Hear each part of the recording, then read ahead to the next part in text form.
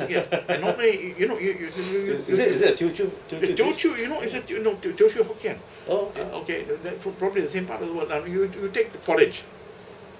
I still remember that porridge shop at the junction of Slee Road and Mackenzie Road. Oh, okay. There were two coffee shops, one on this side, one on the other side.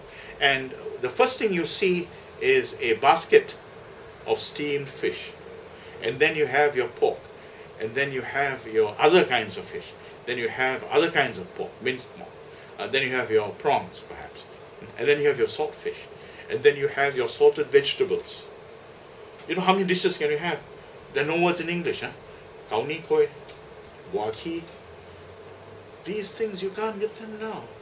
And mind you, salty perhaps, but then at that time, much of life was physical. You had to use your body with labor. So perhaps that lifestyle could accommodate a kind of food intake, you know, with salt and sugar, etc., etc. And there was not much sugar. A lot of it was Chinese tea, and so on. And it was fantastic. You went there and you looked at the whole thing. And of course, let's not forget squid, the sotong, with a roe in it. And so on. And for me, one of the great things you know is tahu goreng, which is Malay. Brilliant, just tofu, peanut sauce, so called, a bit of tamarind, a bit of, well, they know what to do, and it's fantastic. And you know there's a bit of wood in it because the guy who does it, when he grinds all these things up, you find the grinder getting smaller and smaller over the years. And it's terrific. And you tell me something more attractive, more satisfying than a good rendang. That sounds like the next point for you. Possibly, but as I said, the experience is so rich and complex, it might be beyond my capacity to write a decent poem about it. And perhaps I get held up whenever I think of the subject. I think of the food.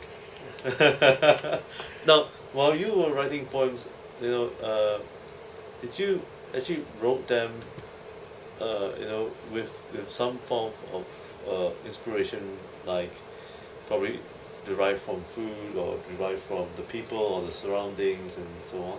You know, I've got a different take on inspiration.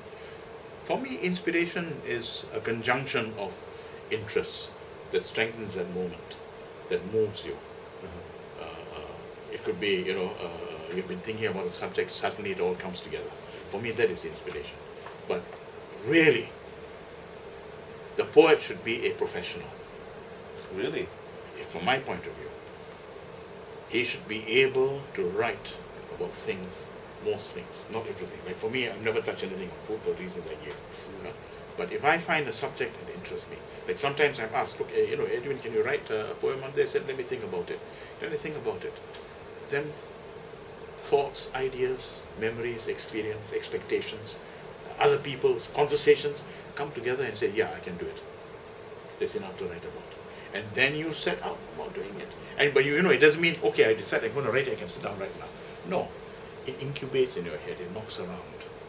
It circulates. Just give me a second. Very quickly. Hello?